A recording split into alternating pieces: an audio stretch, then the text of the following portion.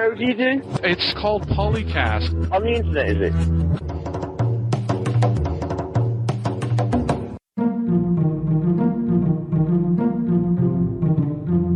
Welcome to PolyCast episode 11, brought to you by duct tape. Isn't that the only thing holding us together along with spit and baling wire? We couldn't afford that. We had to just go with the duct tape, actually. Well, just a handyman's secret weapon. There's more voices, yay. Blake was thinking, thank goodness someone other than just Dan. No. Oh no, so he'd be doing PolyCast with Dan alone. And of course, all of you already know Dan. I'm Makahlua, and Blake's joining us again this time. Hi. Yeah, Blake who needs more coffee. So I said, are you available for the next 1.5 hours per chance and feel up to doing something you've done before, but with less possible preparation this time? Well, actually, it means he'll be just about as prepared as Imran usually is. Oh, yeah. Yes, it's terrible of me. I'm hitting the poor man while he's down. Yes, Imran is not able to join us at the last moment. He said that he was hocking up a lung still. And we don't know where Wouter is. Maybe he's starting a new venture. Say, group of girls playing Civ.com. You're not going to give that up, are you? No. No one has still taken us up on the offer from episode 8 for a lifetime plus subscription, which is kind of sad. Maybe everybody who listens already has plus. A lifetime subscription for what? What do they have to do? I haven't listened. During the listening of episode 8, I inserted a couple of sounds that certain units can make if you use the Canada mod for Civilization 4. And all I said was that if people called into the show and left a message and told us what minute they heard each of the sounds in, they would get a lifetime subscription to Apolyton Plus. So, right here on PolyCast, we are actually, hopefully, going to close this contest, because I'm now going to tell Blake what the answers are. And all he has to do is repeat them back to me, and he will have a lifetime subscription to Apolyton Plus. Nifty. Aren't I nice? Yeah. You see, all these years I have been everyone's favorite dictator. See, I'm rewriting history. 31 minutes and 43 minutes. 31 minutes and 43 minutes. Yay, Blake, you now have a lifetime subscription to Apolyton Plus. You are the first winner of a contest for PolyCast. And for those who are saying now, this is a conflict of interest. Blake is a guest co-host. Well, given the circumstances, I think it's more than fair. That doesn't mean he's host as listeners, so there's not much distinction. Oh, hey! Hey! In the news, we look at Take-Two Interactive revenue up, investors unhappy, and no, they're not directly related. Academics rate Civilization 1 and Civilization 2 amongst the 10 important games of all time. And this week in the Modcast, we talked about Civilization and Games for Windows Live coming on Vista. Civ 4 is the ultimate economics lesson, although not maybe quite the economics you're thinking of. And our fortress is useless. You think you know the answer to that one. And its feature tech overpowered. Forts. Hey, it says fortresses at the top of the title. On Messina, we talked about using open borders to attack third parties and related strategies like stationing aircraft in cities. And in part 1 of our discussion on wonders, we talked about which wonders to build, with Dan providing his list of top 10 best wonders. Due to a lack of time, I had to leave Dan's list of top 5 worst wonders for a future episode. And we might have disagreed with him on a few of those. Yes. Imagine that. I was going to choose that wonder, but then Dan said it. Oh, now I have to disagree. No, it's not how it happened.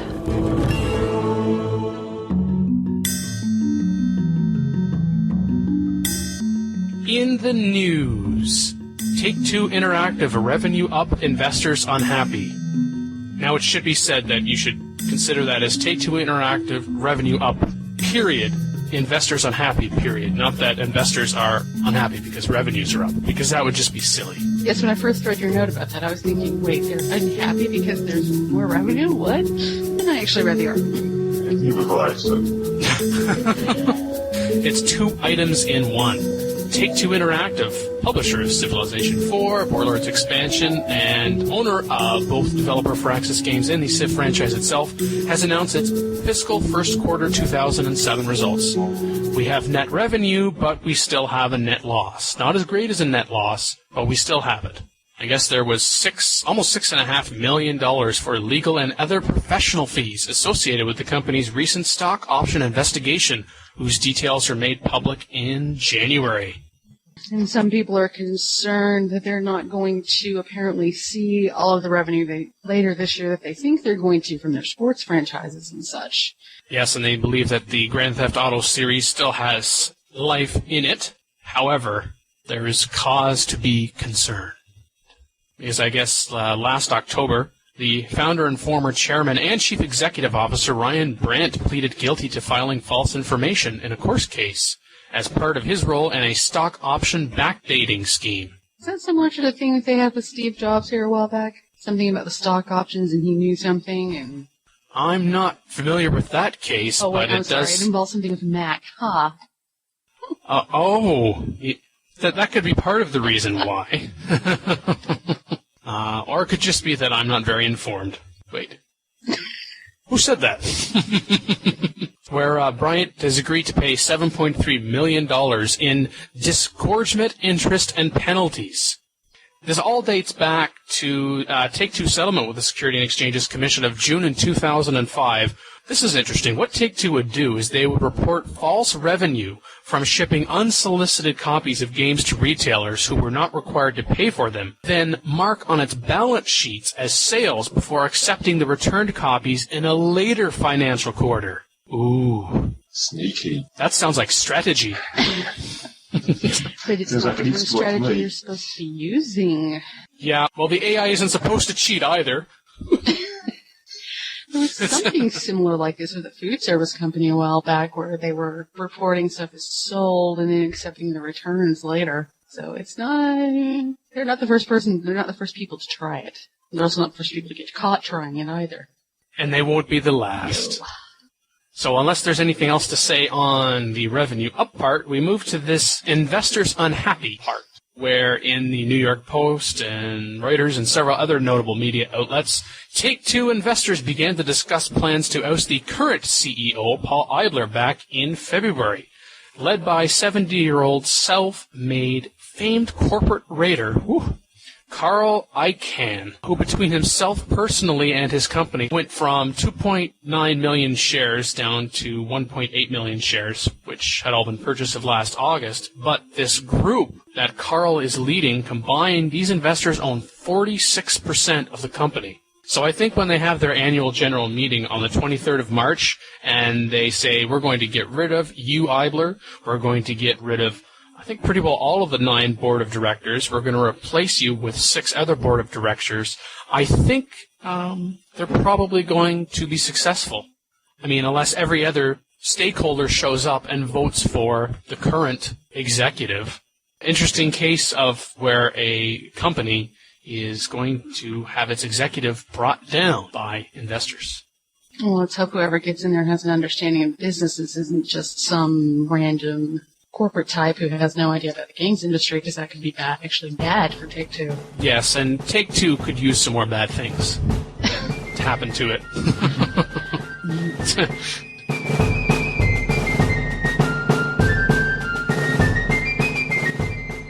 Academics rate Civ 1 and Civilization 2 amongst 10 important games of all time. Everyone had a chance to look at this list? That's a very interesting list. I mean, they're going all the way back to Space War in 1962, which is probably before most people listening were alive. Yeah, I would substitute either this Space Wars or Star Invaders for Space Invaders. Oh, I love that game. Also, where is Pong on this list? And why do we have Super Mario Bros. 3 instead of the original Super Mario Bros.? Insensible World of Soccer? Yeah. I'm not so sure about that one. Yeah. I guess they were looking for a sports title. Maybe the Madden series, just throwing one of thousands of better examples out there. And since this is a Civ podcast, and so by a little more extension, a strategy podcast, they list the Warcraft series Yeah, we didn't just list the Civilization series, we listed the Warcraft series. If we're going to keep Warcraft, although I would argue substituting Doom 2 for it, change Warcraft to the original Warcraft released in 1994. Don't just say Warcraft series.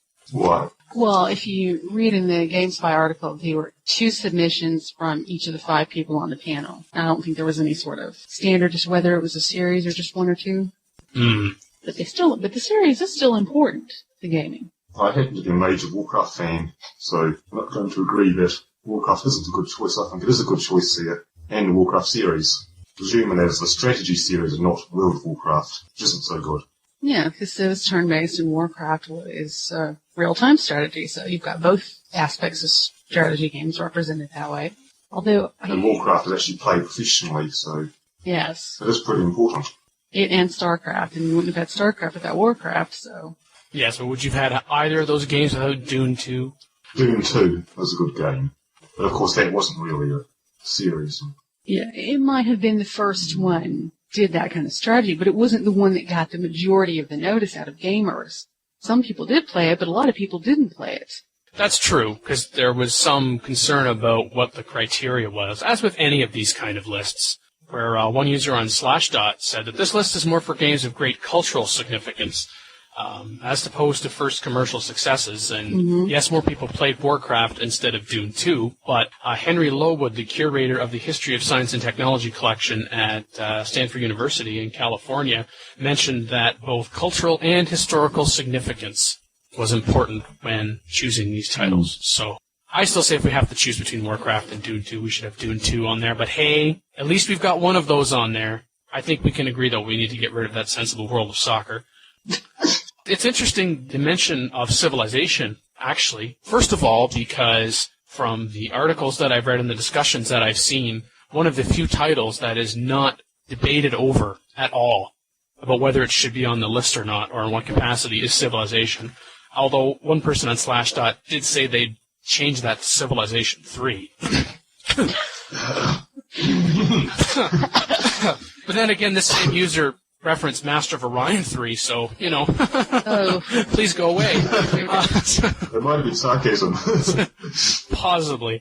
But it's interesting. I mentioned both Civ 1 and Civ 2, yet what's talked about and the year that's referenced is Civilization 1. And of course, since they did kind of include, say, Warcraft series, I'm surprised they just didn't say Civilization series, unless maybe they specifically wanted to leave Civ 3 out. That's very possible. Maybe. What I'm surprised not to see on this list is, when we're talking about series, is the Ultimate series of games. Because for role-playing games, that was a whole thing that inspired both the Dragon Warrior and the Final Fantasy series in Japan. So, where's Ultima? You guys forgot that one? I think SimCity's a good choice, because that's a iconic game. The game was a SimCity instead of the series. Like, SimCity 2000 is pretty good as well. Yeah, I actually enjoyed SimCity 2000 more than the original, but not SimCity 3000. Right, I think the SimCity 2000 is probably the best in terms of when it was released. It was better than SimCity 3000 and SimCity 4. Yes, helping us establish the God game genre. And the city building genre, because you have things like Caesar that later came, and also Pharaoh. Yeah, true. You try building a city that can support enough stuff to build the pyramids. It's not easy. Tetris is on this list. Why isn't Pac-Man on there? Because this was about I don't know, it's just video games, and I don't know why it's not. I suppose there's only 10 there, right? So. Maybe perhaps they were trying to get a list of 10, and they had maybe 15 or 20 titles, and they had to put them all into a hat. Not a good system. And there's certainly titles that we here at PolyCast, and I'm sure our listeners agree, should be on there and aren't, and titles that should certainly be off, but are on there. Sensible World of Soccer. I want to mention it again just because I can. But apparently the canon game canon was closely modeled on the work of the National Film Preservation Board, managed by the Library of Congress since 1989. But since we don't know anything about that really doesn't help us at all. Well, it tells you right there. Every year they compile a list of films to be added to the National Film Registry. And I think maybe that's what they're going to try and do with the games here. Maybe not every year, but maybe every couple of years. If there's a game that's not listed here that you would like to see, don't worry. All you have to do is wait. got news? Email news@apolyton.net or send a private message to DanQ, Illuminatus, Snoopy369, or Grand Patrol via Apolyton's forums at apolyton.net/forums. So I guess it's Modcast time? Mm-hmm. Oh, that's right, Mackie. You're in love with the Modcast, so you probably would like to introduce these topics. Go ahead. What? Welcome to the Modcast, where we talk about hot issues in the forums. So, you were thinking about the Modcast again, weren't you? So our first topic in the Modcast looks like the Xbox Live service is coming to Windows, called Games for Windows Live for Vista. Now, I know nobody here has got Vista at the moment, but... Imran! Oh, I'm sorry. But he's not here. Yay. So cold, so cold. It's apparently supposed to come out May 8th with the new PC version of Halo 2 that's going to have some new achievements and a map editor. It's still going to have the same membership levels as Xbox Live, but the thing we're talking about here is if this gets applied to something like Civilization, would you pay for that service? You know, is the multiplayer part important enough to you to pay for that? I suppose it would probably still include direct IP and stuff, but that means that the main multiplayer base would probably move off of GameSpy and onto Xbox Live, which would give it a broader base, but I don't know. Interesting. I don't think anything could be worse than GameSpy, so it may be good, but GameSpy is free. I don't know.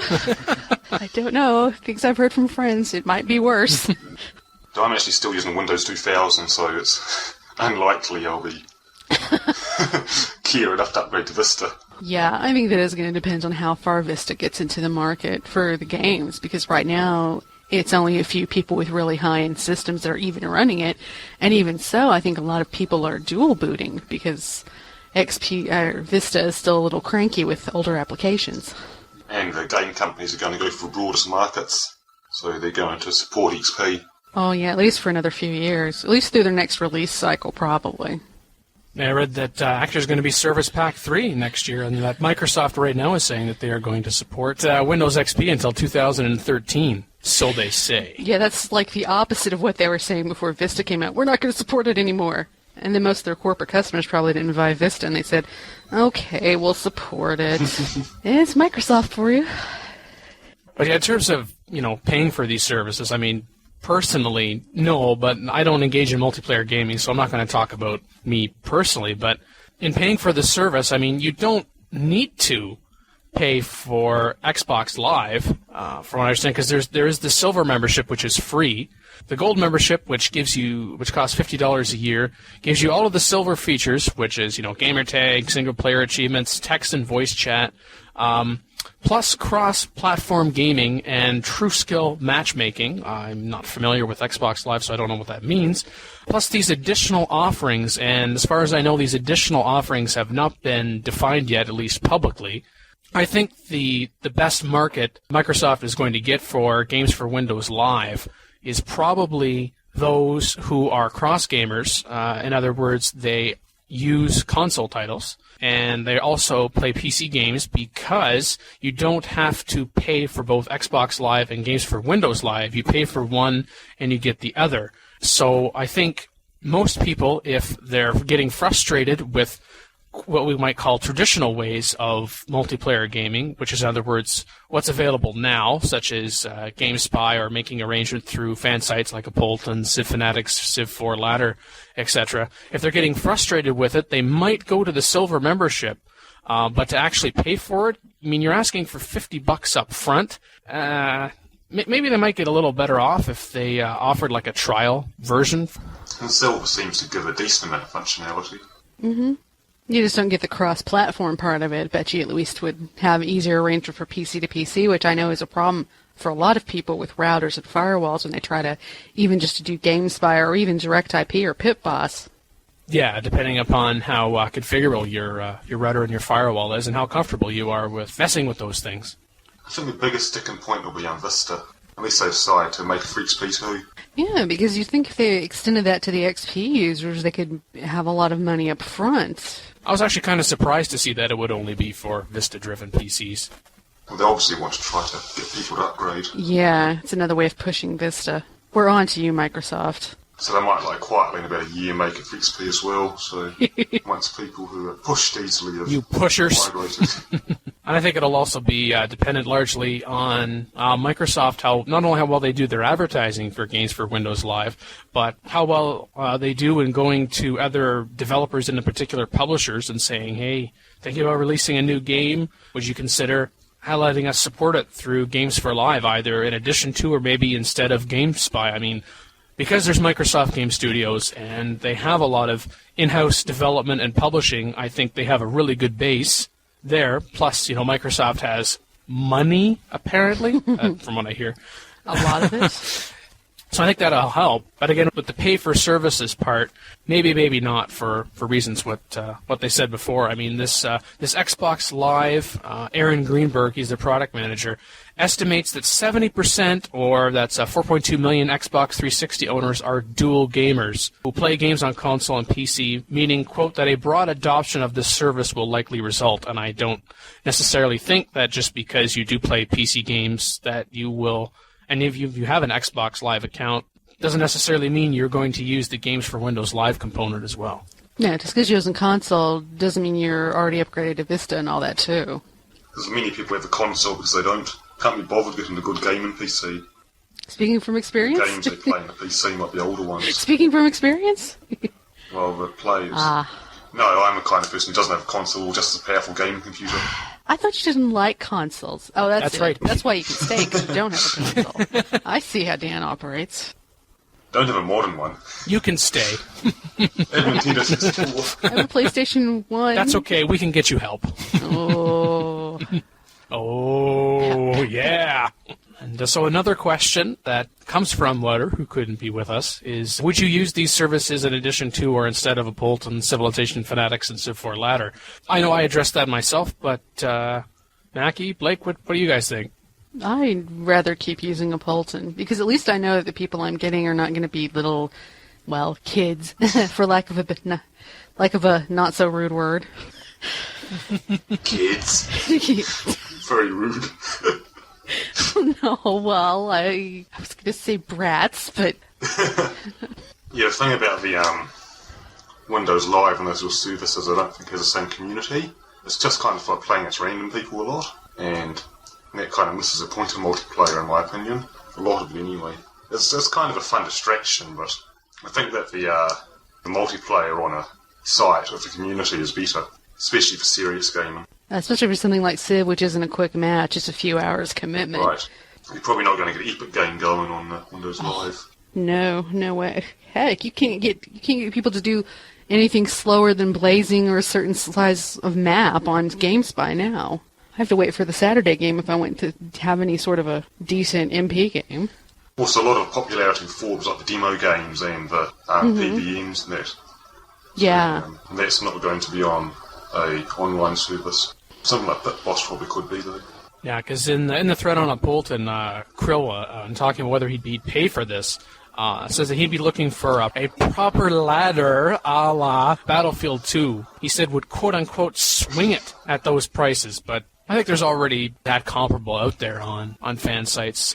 I think for what Blake and Mackie were getting at, the sense of community, I think that people who are already on fan sites might try out games for Windows Live, but then they'll come back to fan sites.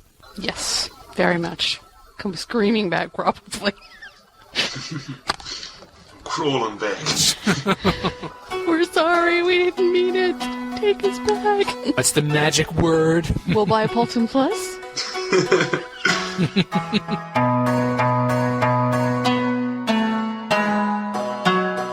Next topic, we're talking about Civ 4 as the ultimate economics lesson. Now, this actually came out of a thread on Civ Fanatics, but hey, it's another Civ site. We cover all Civ, right? Absolutely. Civ 4 as ultimate economics lesson. What? What did you need to save and not spend? That's funny. I haven't read the thread yet, so... I didn't title the thread. That's too long to read. Sorry. So yeah, this user over at Civ Fanatics, Stratozic, that's just declares that civilization is the ultimate economics lesson. Most people think economics as money, but that's not true. That would be finance. Economics is the science of choices in a constricted environment, unquote. Where, quote, often when you lose in Civ 4, it is because you beat yourself. You consistently invested in something that brought little return, unquote. I guess his underlying argument is that in playing Civ 4 well, you have proven yourself an amateur economist due to strategic management, deciding on a strategy and moving away from it when it will mean suffering. Well, let's see. Here's one issue. Difficulty level. I won on pre-settler. I'm an economist now. Yes, I don't think he means it Dan level and lower levels. Seriously, that's what we're calling it from now on. There's a Sid level, there's a Dan level. Well, there is already a game length time named after me, so... I'm infamous. Oh, wait. I mean, famous. I think you were right the first time. I mean, the real-world economic system does not have fixed inflation, like in Civ 4, as pointed out by Xenix999. And no science rate in real life. Throwing money at progress does not necessarily mean progress. If only... I think a better way of putting this is what Elkino argues, that it helps with economic thinking as opposed to economic modeling. It's a good lesson in economics, but... It's a good lesson in comparative advantage. Getting the most for your investment, for your resources. It doesn't teach about the economy itself, but about scarcity and that sort of thing it does. I suppose it's more of an ultimate investment lesson than an economics lesson. What's this? I don't have any iron in my cultural borders. Okay. World builder. No. You invest in a stack of death and go next door to your neighbor who has iron. Yeah, that's nicely everybody. Walk softly and carry a big stack of death. Yes, tie-in. I like this sentence from the original post. Don't plan to become a doctor by dropping out of school to join hippie commune. Hippie commune. That sort of makes sense. And this Stratozic writes that he doesn't plan on being a conqueror by delaying bronze working for meditation. Civ 4 has different victory conditions, so I think it kind of depends on what kind of conqueror you're looking to be, both in terms of type and time of execution, right? I mean, you can conquer by culture. Not really. You can, in a way, try to. Yes. You can spend all game trying to get a city to flip, and maybe it will right at the end, but there's a real conquering is best done in bronze working.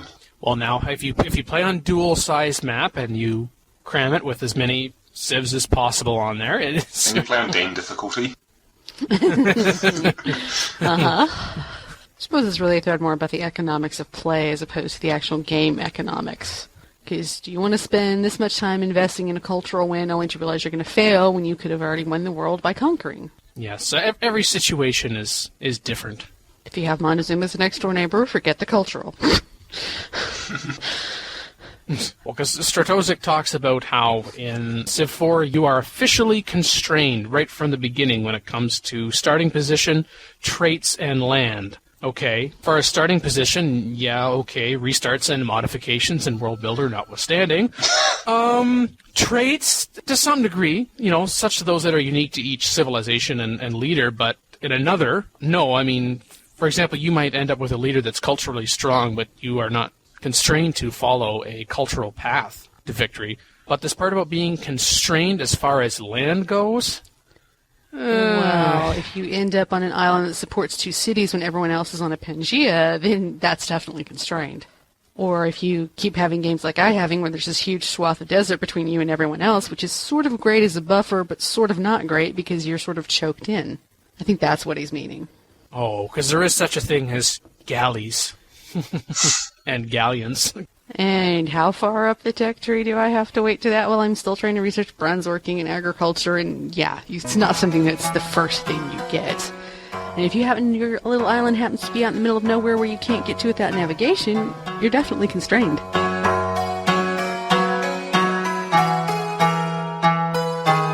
For our third topic this week, we're going to talk about fortresses and how useless or not they might be. Maybe less on the or not side, I guess. Yes. So we're talking about the standard in-game improvement of forts, available after researching mathematics. 25% tile defense bonus. Ooh, shiny. And like the thread says, pretty much useless. Every once in a while you might have a use. I think I might have used them once, but no. I use them to decorate my deserts. So do I. General Rommel mentions their good use on choke points between continents and such, and also gathering points for your armies, as he does not like to gather his armies in cities. Well, he's got a point, especially in a multiplayer game. If somebody's got religious view into your cities, it's better to put your units off in some square you know they can't see, so they could think you're underdefended. That strategy again, Dan. Uh-oh. Yeah, I think I used one the other day in an MP game because there's a huge area of ice to the north of my territory, and I'm not going to bother to settle a bunch of mediocre cities up there, but there's still barbarians coming down.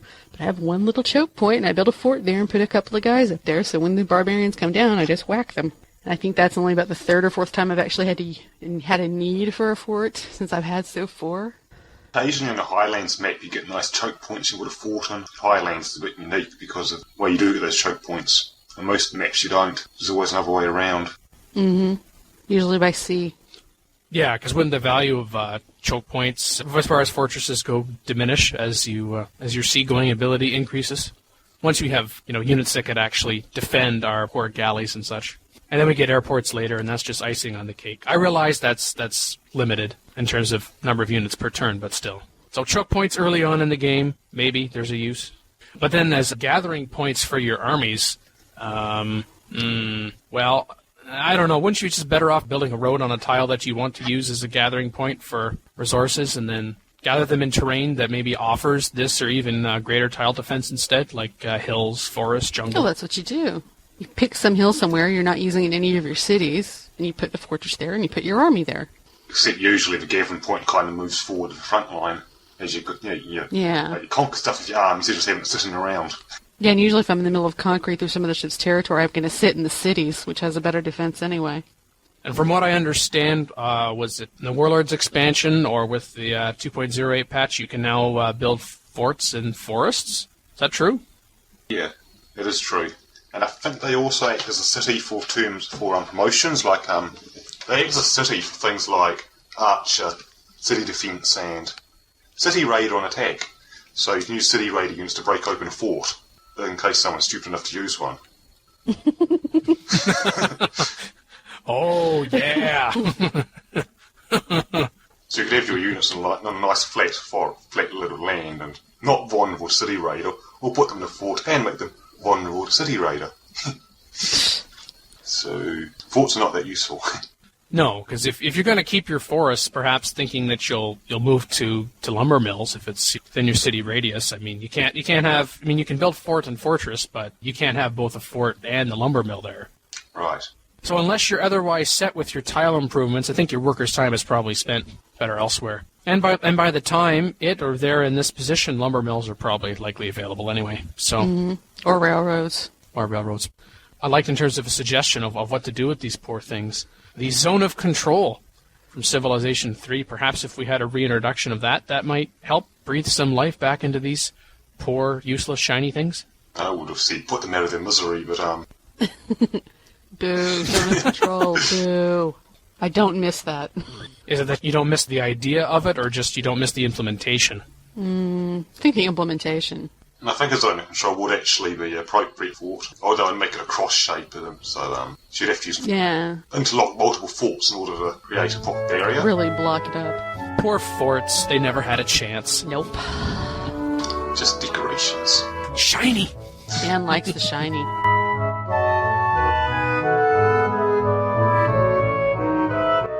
Let's see, our last topic this week is Future Tech way overpowers. Well, how many games do you actually get to Future Tech? I remember one. I know.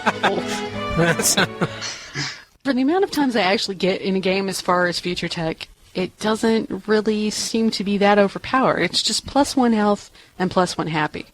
And usually you're pretty much maxed by then anyway. Right, you're usually maxed on how much food you can produce for your city by then in happiness anyway, so I don't think +1 and +1 is not that overpowering. And they never in the Civ games wanted to go and start detailing some of the future techs, like someone is suggesting here, lightsabers. No.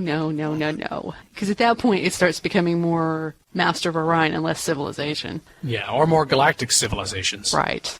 Plus, also, future technologies, 10,000 light bulb cost. Once you are able to build future technology, how many people are really going to, for example, still have their science rate at 100%? If it was still at 100% before then, it's going to take you a while to get to that future tech anyway. Yeah. Scientists, specialists, and notwithstanding, for example. At that point, I think in a game, if you were playing against other players, you'd probably be dropping your science rate down to cash so you could rush the parts of the spaceship.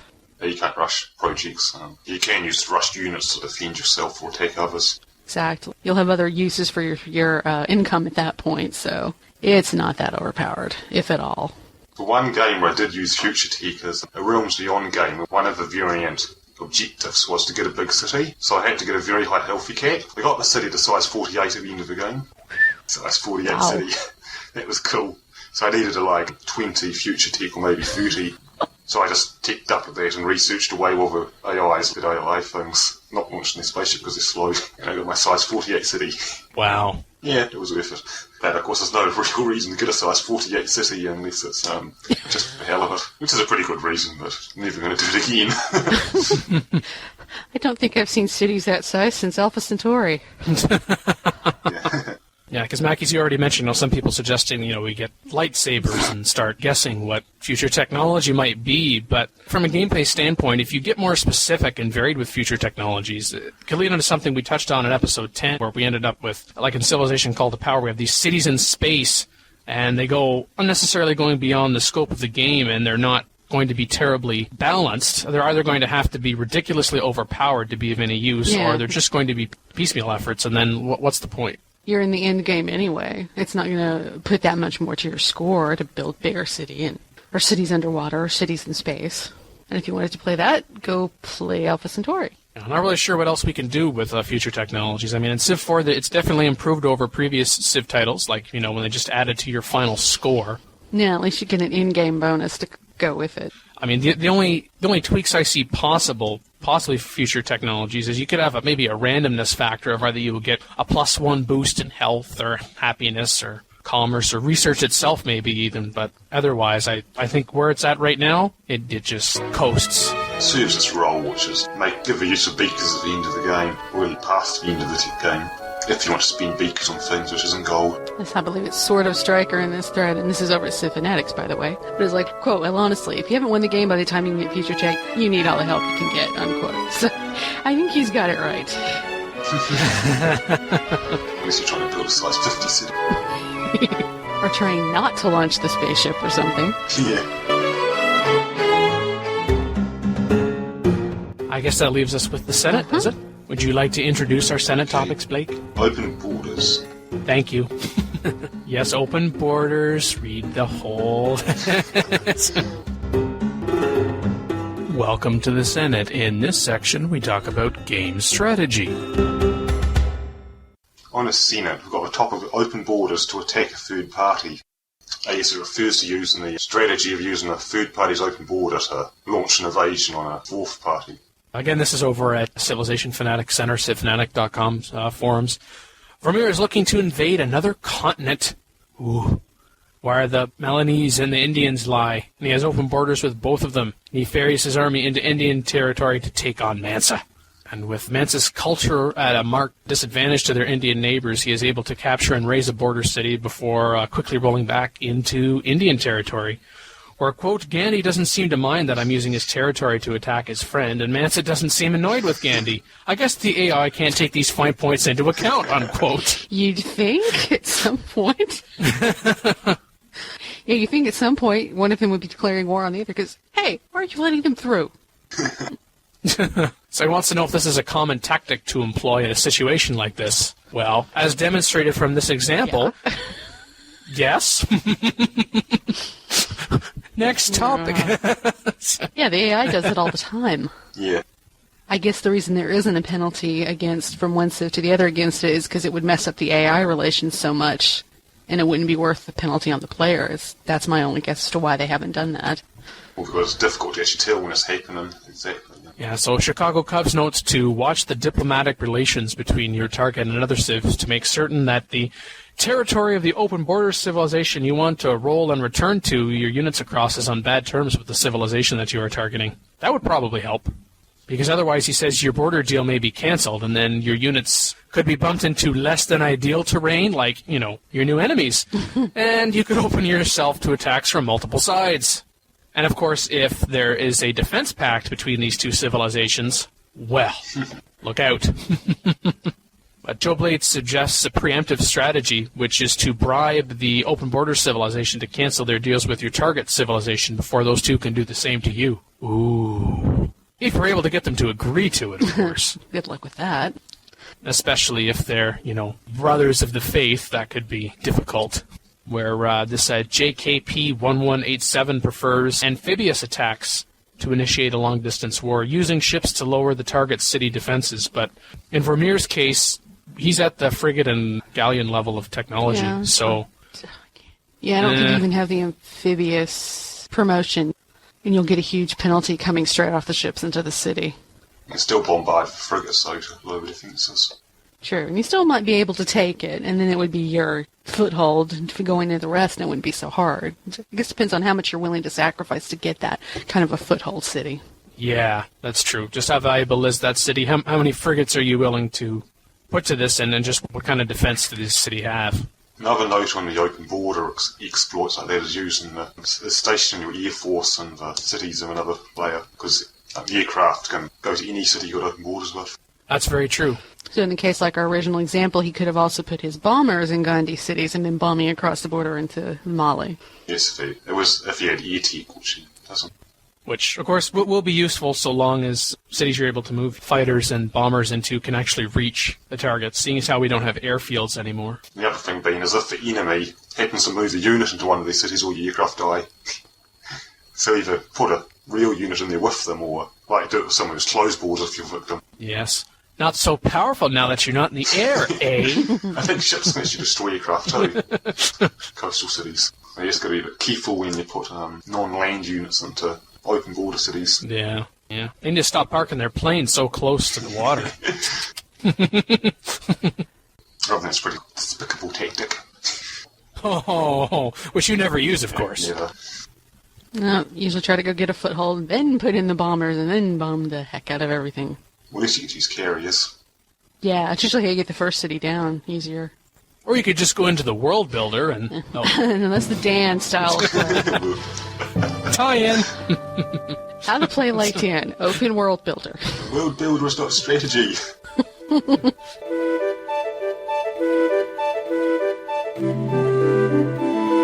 And so I think that leaves us with just one more topic. Wonders. The wonder.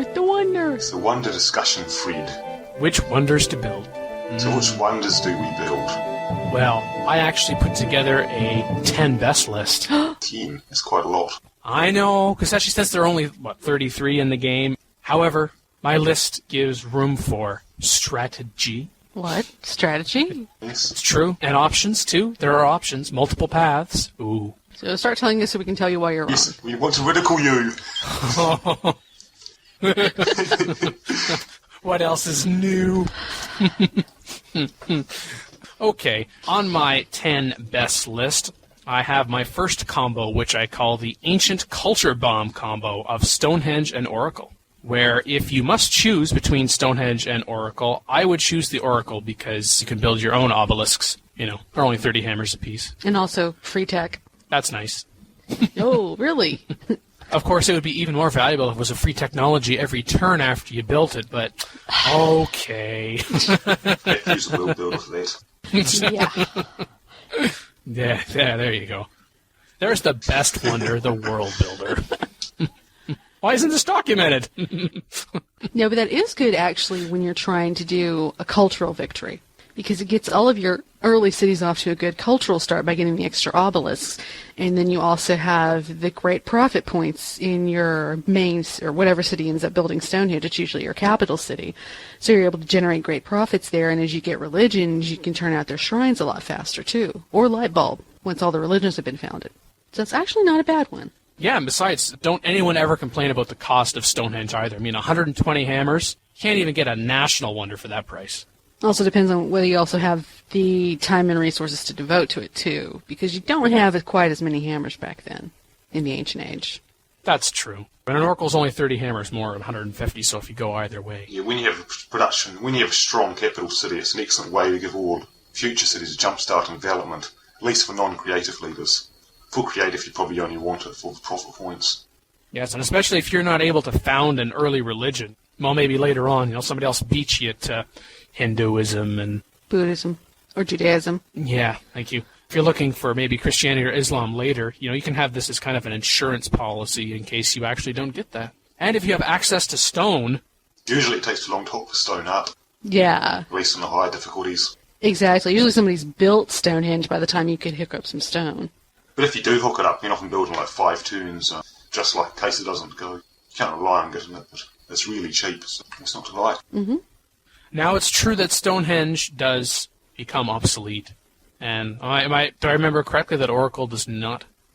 It doesn't become obsolete. But, yeah, but after that free tech, you don't get much use out of it other than the great profit points. And they never become obsolete for any wonder, so... There's no difference between it never going obsolete and immediately going obsolete because you only affect as a culture and the great people point to never change. What else is on your list? Next on my list is what I call the Great Combo, the Great Library and the Great Lighthouse. I mean, Great Library, you've got a nice culture boost and you get some great scientist people. Then with the Great Lighthouse, unless you're playing on, Pangea with no consistent access to coast, and without hesitation, if you're playing on an island map, get Lighthouse. I guess the only downside is its ultimate obsolescence, but that's not much of a down. No, it's far enough down the tech path. You get a lot of use out of it, especially if you combine it in Colossus. So why is it the great combo? Well, great that and great library. Impressive. Because they both have great in the title. Most impressive. I can't believe I have to explain these things. Come on now, Blake. This is your second time around. Why is it that the Great Lighthouse becomes obsolete with corporation? I think it's because of new trading companies and that. I don't know, something like that. Yeah. Plus, the Great Lighthouse also gives you great merchant points, which that's only one of 5 great wonders that offers this specific great person bonus. Yeah, so you don't want to build it in the Great Library in the same city, actually. No. Don't want to pollute your great person pool, because otherwise you're sitting there and it's like playing the lotto. What great person am I going to get this time? Great merchants are good, though. Which sometimes you have no choice if you don't have any other good production cities in your capital, but when you can separate it out, it's nice. The +1 ship movement effect in Civ 3 was, for the Great Lighthouse, was also nice, but... No, you don't get that this time. No, and the ability for galleys to travel safely. Don't get that either. At sea. That was actually a good move, though.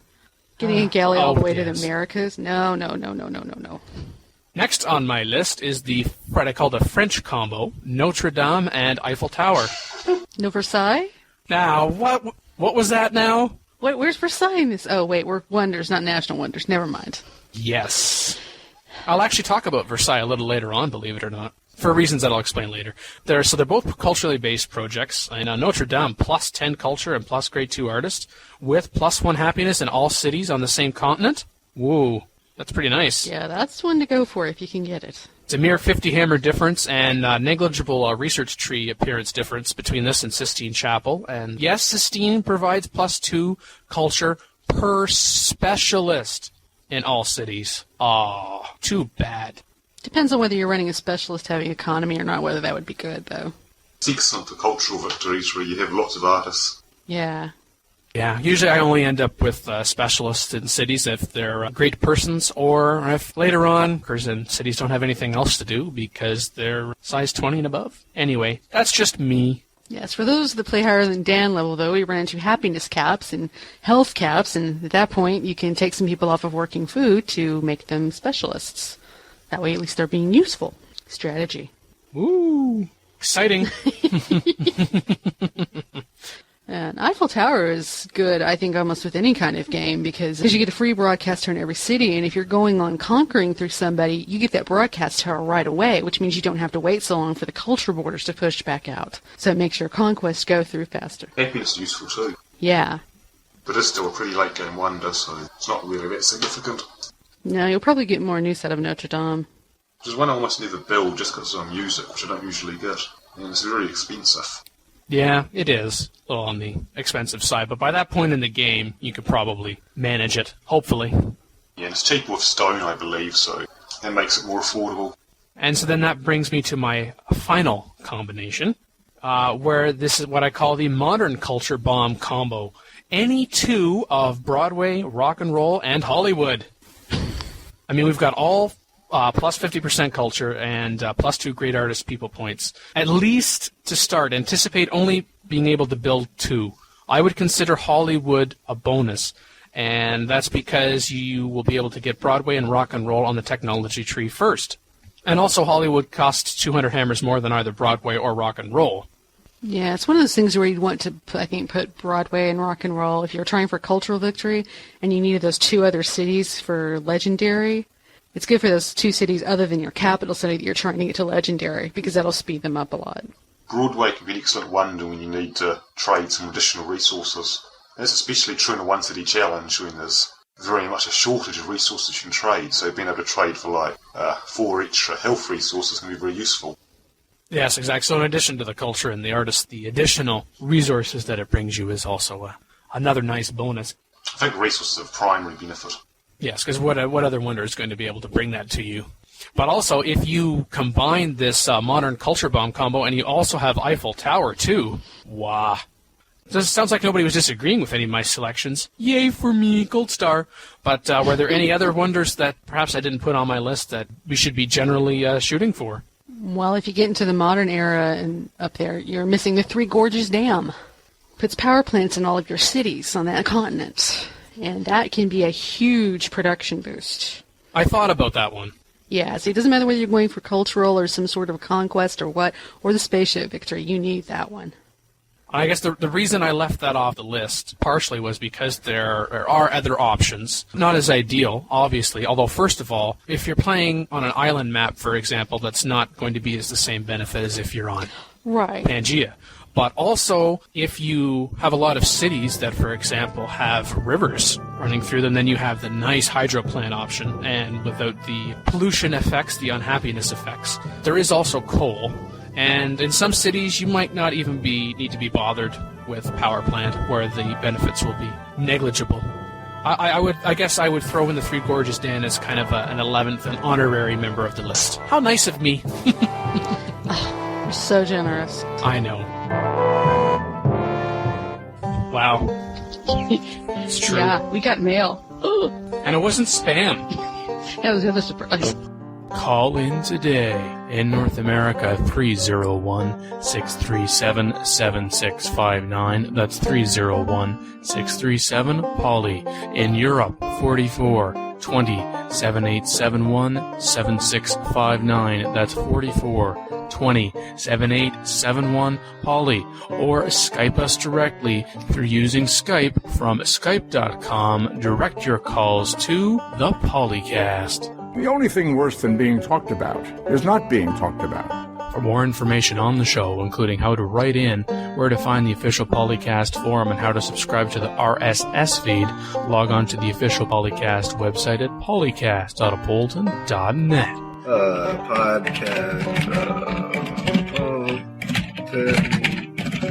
Type more quietly. Yeah, Man, seriously.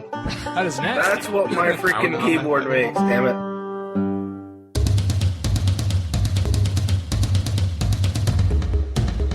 The Take-Two Interactive news item, we're talking about that, what's his name, Carl Icahn. Mm-hmm. I got looking at the list on Forbes.com, and I thought, how many of these billionaires hold United States citizenship? 380 of the 891 billionaires. Yes, there are 891 billionaires in the world, and no, neither myself, Blake, or Mackie are one of them. Surprise! Yeah, if we were billionaires, we wouldn't have time for this. We wouldn't bother with this. Oh, no, wait. Oh. Not me. So we didn't get any more emails this week? Well, I didn't get any, so Oh. maybe I should delete them. Well, if you didn't get any, the rest of us most certainly did not. Well, thank you very much, Blake, for coming in at the last minute. Wow. You're welcome. It's good to have you back. Can't have made a bad enough first impression. Well, at least we don't have you up really, really, really early like last time. Yeah. Oh, yeah. Thank you for listening to the 11th episode of PolyCast, the official podcast of Apolyton Civilization Site. I've been joined by Mackie. Hello and goodbye. And Blake. Hello, and yes, bye. And so I guess that just leaves me, since I didn't bother to say who I was. It's because I'm saving the best for last, you see. No.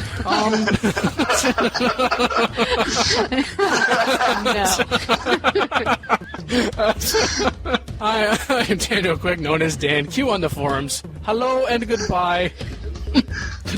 Quick, someone gets something to pop his ego. It's getting too large.